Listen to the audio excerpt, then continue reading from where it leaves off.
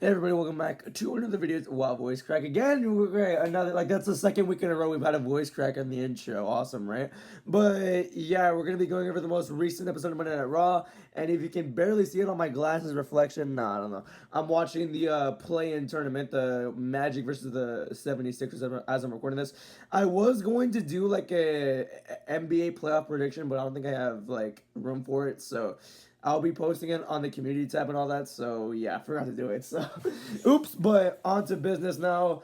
Raw kicked off with Brock Lesnar and the contract signing. Honestly, it was pretty okay. I forgot what else happened, low key, but it was a pretty okay segment. Just it felt like something was missing from it. I don't know. Felt like the juice from that was missing, but I think they made up for it later on in the show. So yeah, I'm gonna give this contract signing a 3.3 out of 5, like the first half of the contract signing. So yeah, that's about it there. Honestly, I forgot what else happened. I'm not gonna lie to you. I should really rewatch these before what a 3-pointer. I should really rewatch these before I critique them. I don't know why I don't do that. Well, I did do that. I don't know why I stopped. I'm stupid. And then the opening match was Charlotte Flair versus Lara Valkyria. This match, honestly, was very fun to watch. It was not very fun, but like it was a very good and enjoyable match. So yeah, that's pretty much it there. What is a cool stat though is that Lara Valkyria has wins over 3 of the 4 horsewomen. She has wins over Becky Lynch, Charlotte Flair, and Bayley. She doesn't have a win over Sasha Banks or Mercedes Moné. Maybe if she ever comes back to WWE, maybe that could happen. But still, it's a pretty cool stat nonetheless. So yeah, but I'm gonna give the match a 3.6 out of 5. So yeah, pretty cool there. Next up was the brawl between Stephanie Becerra and Liv Morgan. Liv Morgan, by this point, had already released the song called Trouble, and oh my goodness, it is a song. If I reviewed it, should I review it? Nah, probably not. I don't like it. Yeah, I don't like it. I'm sorry. For this segment though, it was a quick brawl with Stephanie and Liv. Nothing overcomplicated. That just a simple brawl. Yeah, that's about it. I'm gonna give it a 3.2 out of 5. So let's move on.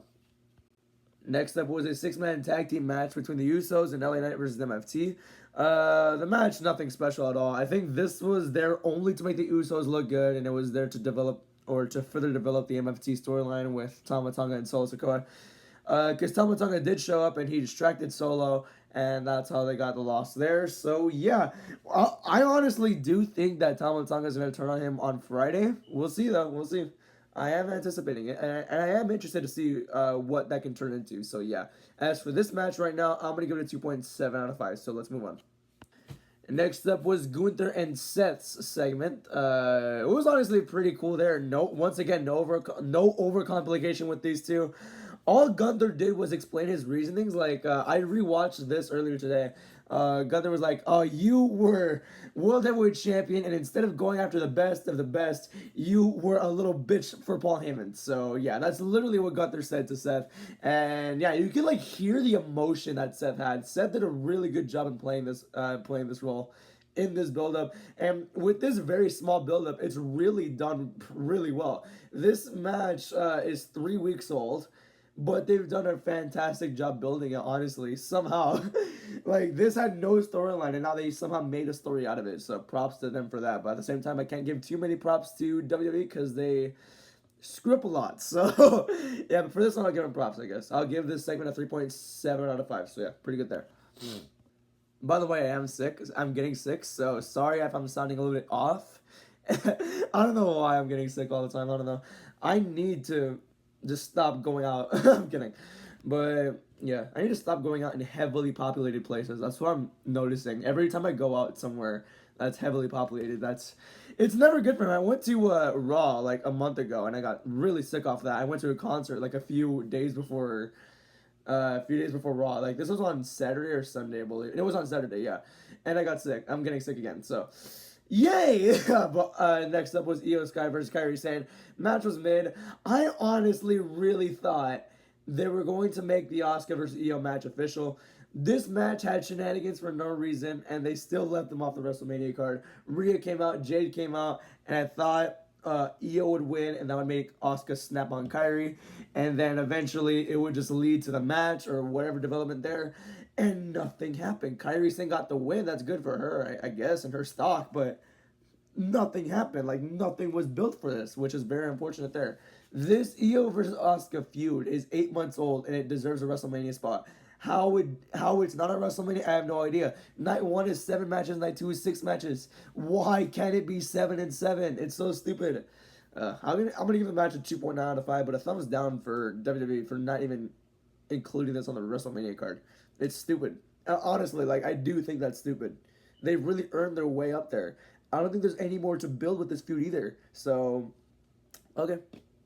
Oh my gosh. Uh, I hate this. Next up was Oba Femi and Paul Heyman's segment there. This was the segment where Oba Femi signed the contract. Nice 3-pointer there. I'm watching the game. I'm sorry, but this was the part where Oba Femi signed his version of the contract. Paul Heyman came out, cut a mid promo. Honestly, it was very forgettable too because yeah, it was a last resort build in my opinion. But yeah, Oba Femi came out, and he really cut a promo really well. People have forgotten that in NXT he would cut promos a lot, and he was really really good at it. In his first real main roster promo, he honestly did really well here. I would recommend a rewatch here. The segment was entirely mid, but Oba's part was really good, which makes me bump it up to a 3.4 out of 5. So yeah, moving on. And the main event match was this Universe Mode tag team match. I'm not even kidding you. Javon Evans and Dragon Lee versus Rusev and JD McDonough. Yeah, that's a Universe Mode match because that would never happen. That would never ever happen again. This only happened because ladder match, like whatever. Want to get some sort of build up for it, I guess. And the match was very fun to watch, dude. It was honestly, it was. I'm sorry, it was 7 minutes long, but I really would rewatch this. It's a very fun match to watch. Like everyone shined in this match. Everyone had their stuff, and it was nonstop action. I loved it. I'm gonna give it a 3.7 out of 5. Rusev ended up looking what's it called? Everyone ended up getting destroyed by Rusev. So yeah, at the end of it, because gotta make someone stand tall, you know what I mean? And he's the only heel outside of JD, but JD's not good enough to like stand tall of everyone. I think Rusev being the one who stands tall is really cool to see there. So yeah, I rambled there. I'm very sorry. Let's move on. Then the main event segment was Roman Reigns and CM Punk's segment, the final segment before WrestleMania. They hyped it up and all that. Yeah, it was mid. Honestly, it was dumb. This felt like a derailed therapy session with no anticipation. Oh, buzzer beater? No, not even close. Sorry. This was a derailed therapy session. Instead of saying, "Oh my gosh, I actually like you," we got to talk about our differences. No, they still hate each other, but still, why were they going on like this? Like, why were they doing this much? I have no idea. Nothing really got built. Nothing crazy was said.